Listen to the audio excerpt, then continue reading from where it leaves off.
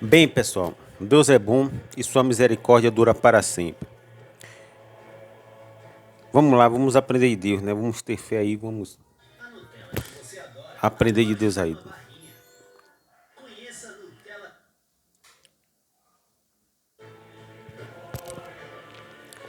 Tem um escritor chamado de Yuval Noah Harari, que é um judeu, que tem uma mente extremamente brilhante, né?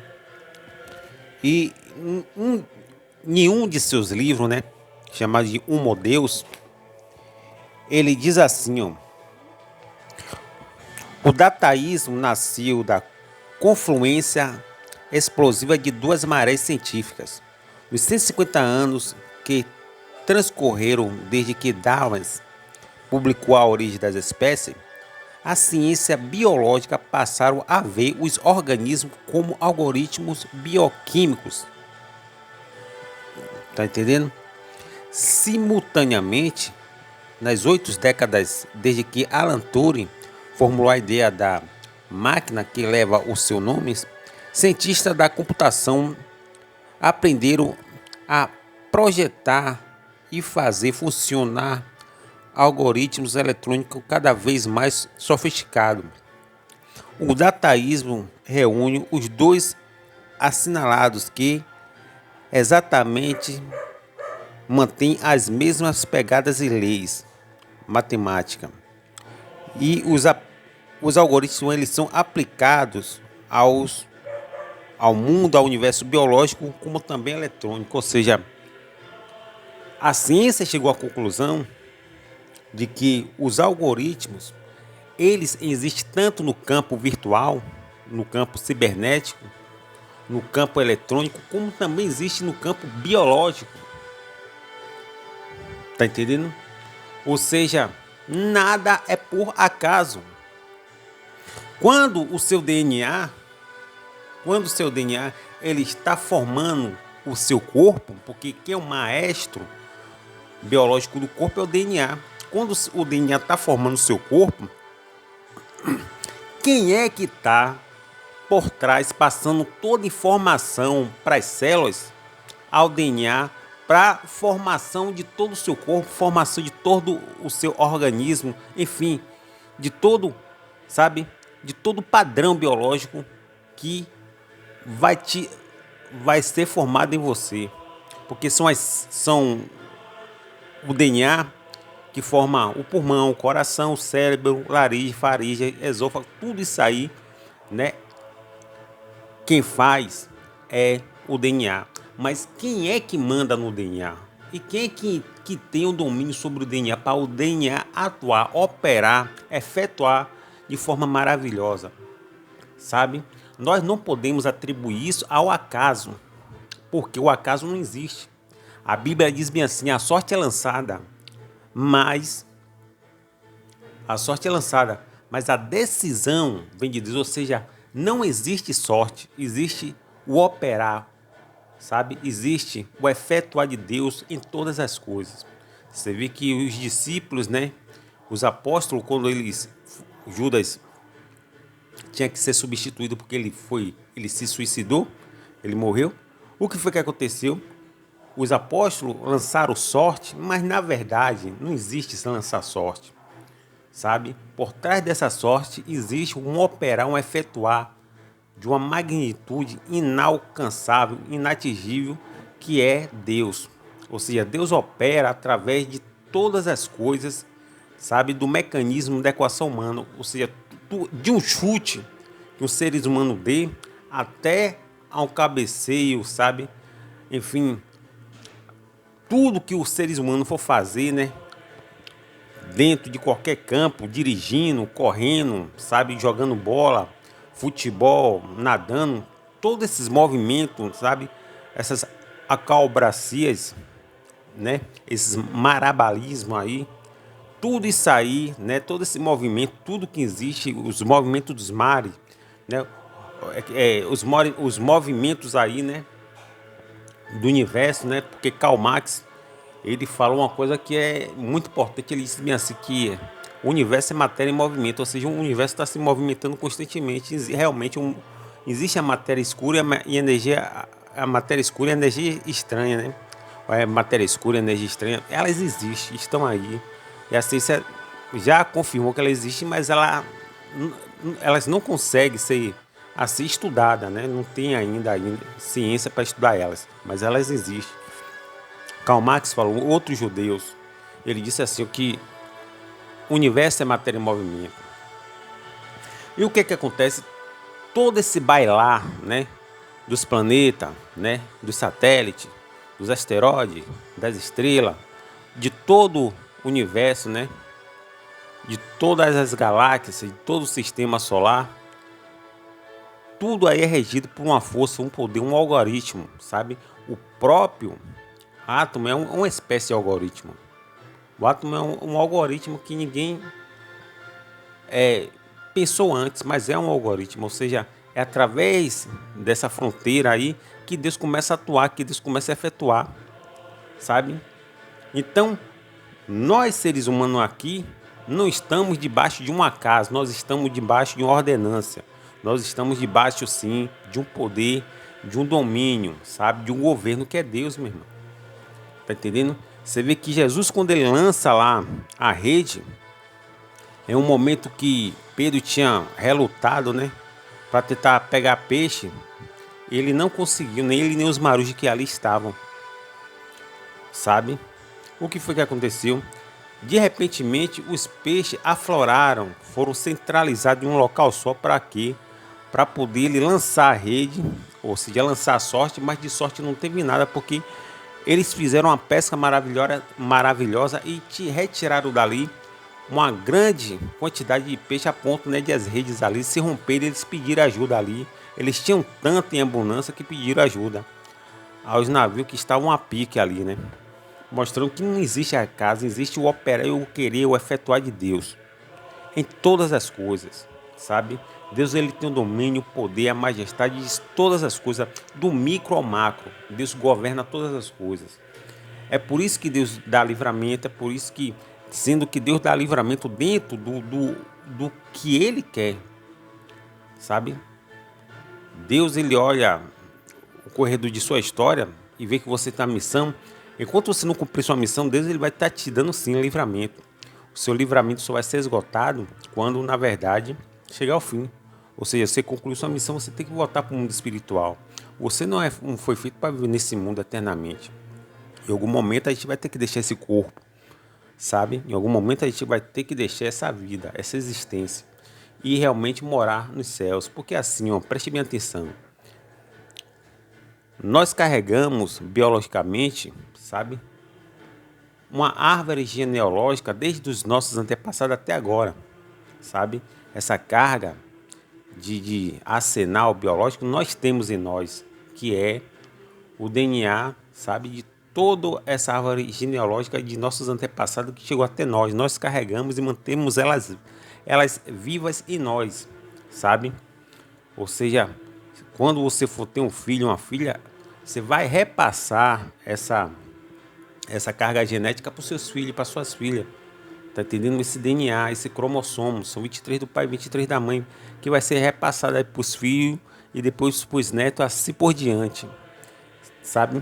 Mas, porém, você tem suas características definidas muito por conta de seus cromossomos serem de seu pai e de sua mãe, 23 cromossomos do seu pai, 23 cromossomos de sua mãe, que vai te dar suas características físicas, né? Onde você vai sim, em algum momento, parecer com seu pai e com sua mãe.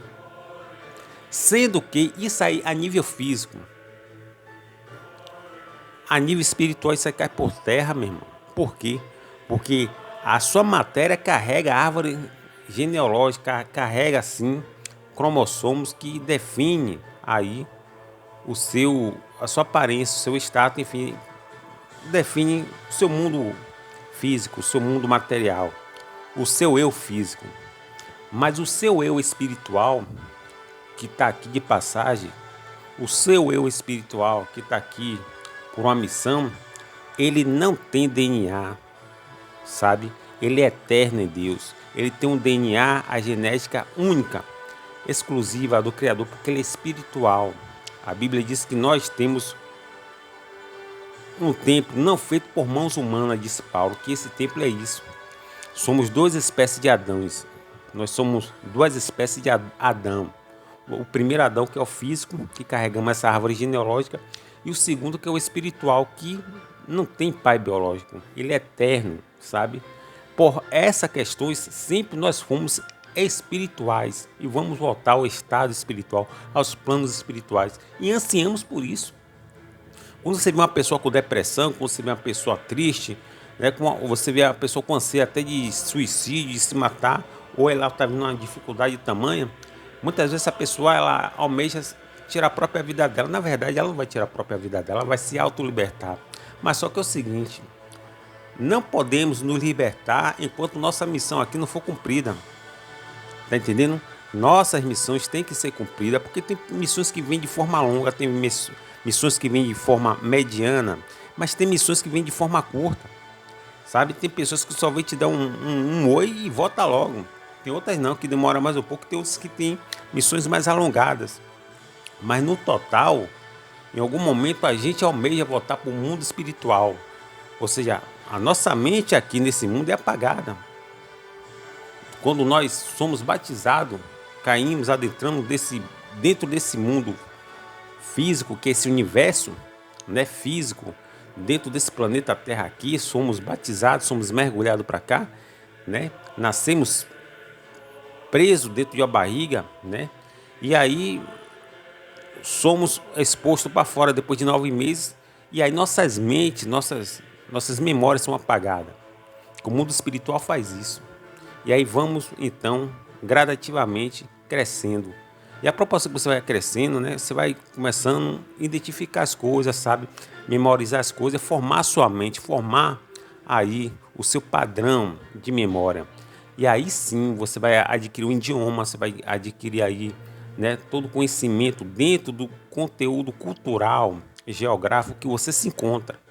Ou seja, se você é brasileiro, você vai falar português, você vai sim ser inserido dentro da cultura do Brasil, né? Que o Brasil tem uma cultura muito, assim, o Brasil é policultural, né? Mas assim, se você nascer aí no Salvador, né? Você vai gostar de pagode. Se você nascer aí no Rio de Janeiro, você vai gostar de samba, né? Se você nascer aí no Rio Grande do Sul, você vai gostar de quê? De algum gênero de música né? Sertaneja, né? Algum gênero de música sertaneja. Por quê? Por conta que o Brasil é isso aí, essa policultural aí existente no nosso Brasil. Mas sua memória, ela vai se adaptando a tudo isso, sabe? Mas o seu eu espiritual, certo? Ele não sofre com o tempo. O seu eu espiritual não sofre em hipótese alguma com nada físico. Se seu corpo dói, se seu corpo se machuca, se seu corpo está realmente quebrado, cansado, ferido, o seu espírito ele é intocável. Nada atinge seu espírito, uma bala, uma facada, porque são físicos. Nada atinge seu espírito. E outra, o próprio espírito, ele almeja sair de dentro dessa matéria que ele está confinado. Ele quer sair, ele quer voltar para os planos espirituais. Só que a nós, né, nós seres humanos, não entendemos essa maravilha e queremos ficar aqui eternamente, certo? Tentamos converter, sabe, trocar os mundos, colocar o mundo eterno aqui e expulsar o mundo, sabe? Expulsar, colocar o mundo eterno aqui e expulsar o mundo espiritual para lá, certo? Um mundo que a gente não quer voltar porque a gente se engraçou com esse mundo passageiro aqui, mas só estamos aqui de passagem. Nós só estamos aqui com missão. Enquanto a gente não cumprir nossa missão, você vê que Jesus, enquanto ele não cumpriu a missão dele, ele não partiu. Paulo pela mesma forma, Davi pela mesma forma, Moisés pela mesma forma. Aí você vai ver Jeremias, você vai ver Elias, você vai ver Jonas, você vai ver José, você vai ver Jó, você vai ver Jeremias. Nenhum deles partiu antes de cumprir a sua jornada aqui. Temos sim missões aqui, cada um de nós temos alguma espécie de missão, né? Certo que as denominações aí, elas impõem sobre nós regras que sufocam aí, né, a nossa polivisão, que sufoca aí a nossa multivisão, nossa visão de amplitude, muito por conta de que a religião ela tende mais a cegar, certo? E desinformar do que informar e do que enxergar, sabe? Então, pessoal, assim, não existe acaso, existe o operar, o querer e o efetuar de Deus, certo? Não existe acaso, existe o domínio e a vontade exclusiva do Criador, que é Deus, certo? Não existe aqui a sua vontade, existe a vontade de Deus. Ninguém aqui nasceu com vontade, com livre-arbítrio próprio, certo? Até porque você não se autoconstruiu, você não se formou. Quem formou você foi Deus mesmo. E Deus formou você através de que? Do DNA, certo? Na junção, né? No fecundamento ali, né? Do espermatozoide com o óvulo, aquela fecundação ali ia dar origem a você. E ali, sim, dois mundos ia ser ali unificado. Dois mundos ia ser ali, então, unidos, certo? Dois mundos ia fazer agora uma espécie de esfera única, que são 23 cromossomos de seu pai, 23 cromossomos da sua mãe, né? E ali vai gerar você com características físicas, certo? O seu eu físico. O seu eu espiritual, ele é eterno, meu irmão. O seu eu físico, ele só é daqui da terra, nessa camuflagem, essa roupagem, certo? Essa forma física sua é daqui da terra. Mas o seu eu espiritual, não. O seu eu espiritual, ele é eterno em Deus. E ele é inatingível, sabe? Ele é intocável. Nada pode tocar ele. Nada pode matar seu espírito. Seu espírito já é salvo por excelência. Ninguém salva seu espírito. Espírito não é salvo, sabe? A matéria pode ser salva de um afogamento, de uma bala perdida, né? A matéria pode ser livrada aí de um lixamento, certo? De uma investida, de uma incursão, certo? Você vê que Saul tentou várias vezes tentar matar Davi, não conseguiu. Moisés, né? Deus livrou Moisés desde seu nascimento até a sua fase adulta, quando na verdade ele foi sim alvo de morte por uma lei imposta aí por Faraó, que mandou matar as crianças de 2 anos para baixo, como também o próprio Jesus sofreu isso, né? As crianças foram mortas na época de Jesus por Herodes o Grande, né? Que ele implantou uma lei que, na verdade, dizimasse todas as crianças de 2 anos para baixo. Mas Jesus teve o livramento por conta de que eu falei a você, a missão. Moisés teve livramento por conta de missão, ou seja, na verdade, esses livramentos eles não existiram, né? Aí a gente chama de livramento, mas não existiram. Na linha de tempo, né? No corredor da história, tanto de Moisés como de Jesus, eles não poderiam morrer porque eles tinham missões aqui. Porque o diretor do filme, que é Deus, certo? Ele determinou, decretou, sabe? Que Jesus e Moisés, ele tinha que dar continuidade na existência deles e manutenção na existência dele, muito por conta de que eles tinham uma missão aqui para cumprir. E Jesus só foi ser morto na cruz do Calvário. E Moisés, né, nós sabemos que o corpo dele não foi achado, provando de que Deus ele tem o comando, o controle e o governo de todas as coisas aqui. Tá entendendo? E não há o que temer, até porque, como eu já falei a você, esses algoritmos que existem no mundo biológico também existe no mundo virtual, que também existe no mundo espiritual. E é com esse operar e com esse efetuar que Deus domina todas as coisas. Nada foge do seu domínio, nada.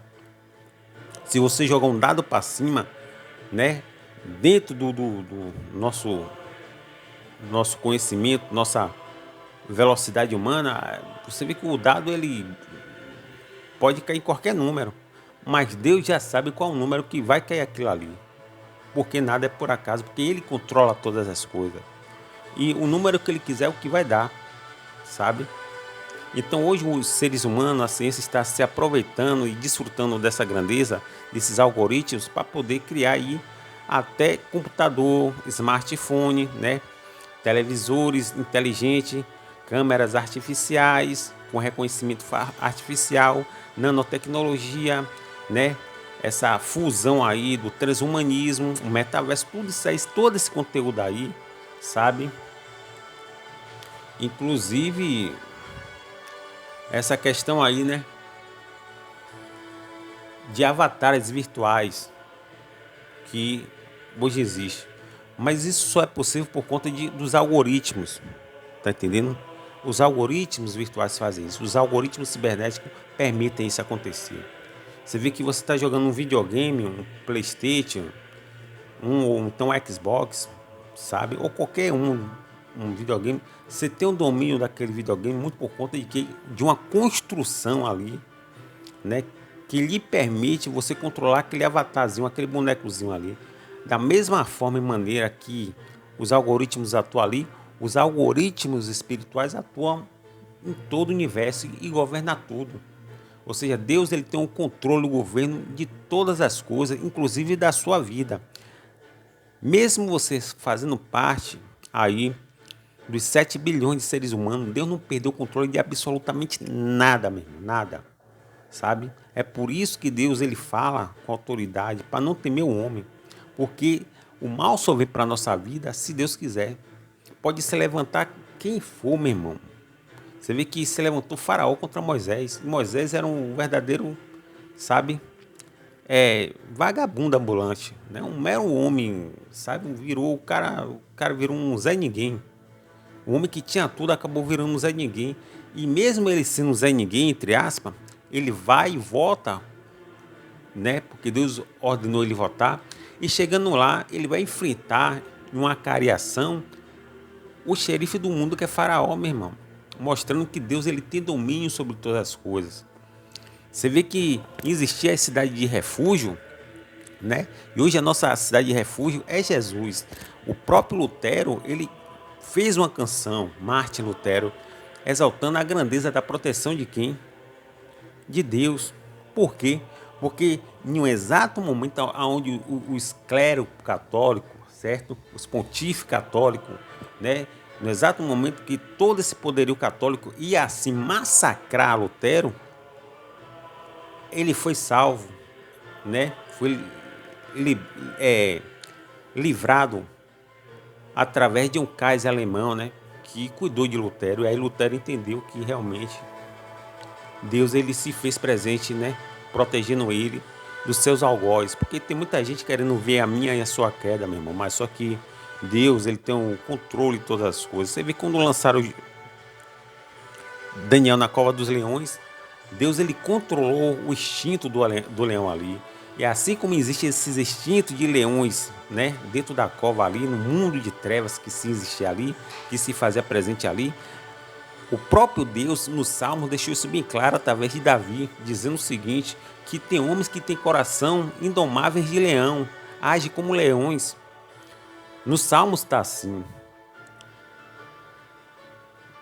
Eu acho que, se não me engano, é Salmo 57, 58 e 59, que os homens, sabe, eles querem nos devorar como os leões, mas só que Deus, ele tem um domínio do coração de cada um desses seres humanos, e por ele ter, Deus controla, certo? É por isso que uma pessoa que quer te matar, ela não consegue te matar, porque sempre Deus está controlando o coração dela. Se Deus não controlar o coração dela, Deus envia situações para poder, né, aparar essa pessoa contra você, bloquear essa pessoa contra você. Deus levanta alguém, meu irmão, como levantou o Kaiser para poder proteger quem? Martin Lutero. De quem? Do poderio católico. Porque se Deus não levanta isso aí, já era o Lutero, meu irmão. Um homem que nasceu para o seu tempo.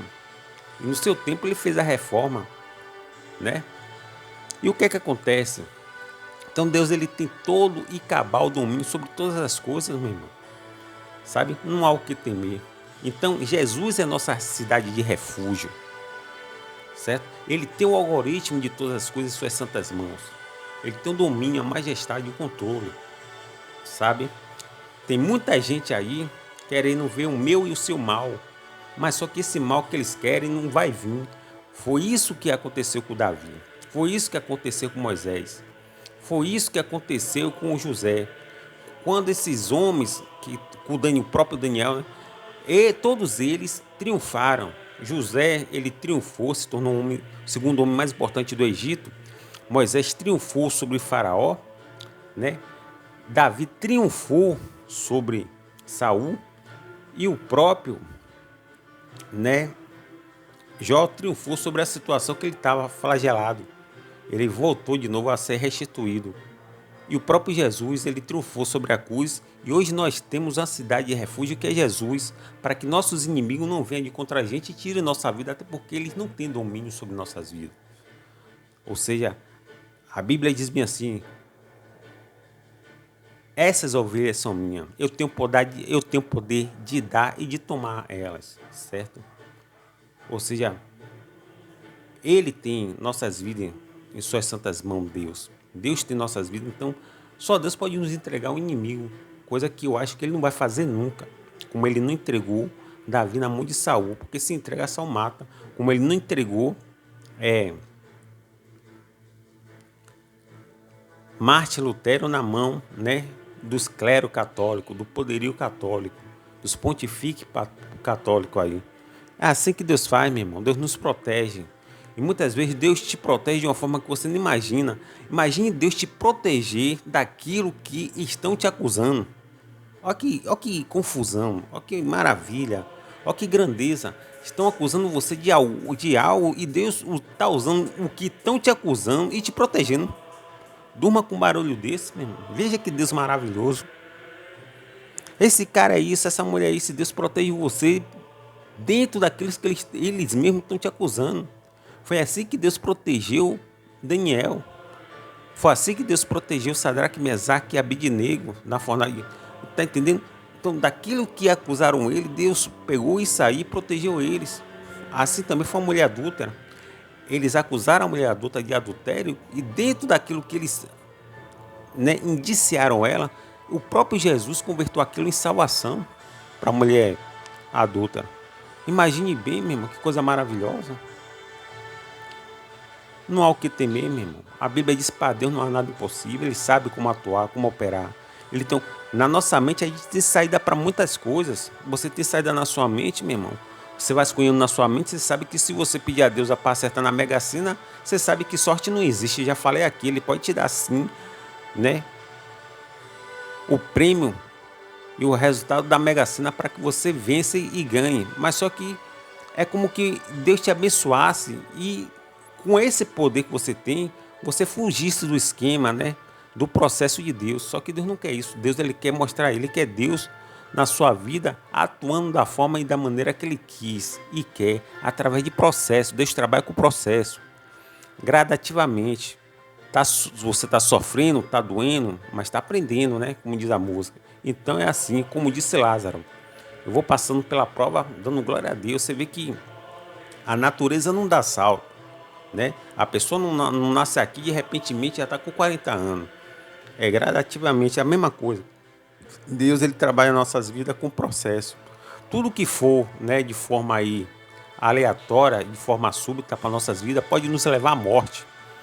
Um amadurecimento, você pode observar que uma pessoa que quer ficar logo musculosa, tem pessoa que fica se injetando um bocado de química dentro do seu corpo, acaba mais tarde aquilo ali atingindo os batimentos cardíacos dela, dando AVC e até morrendo, porque ela acelerou o processo.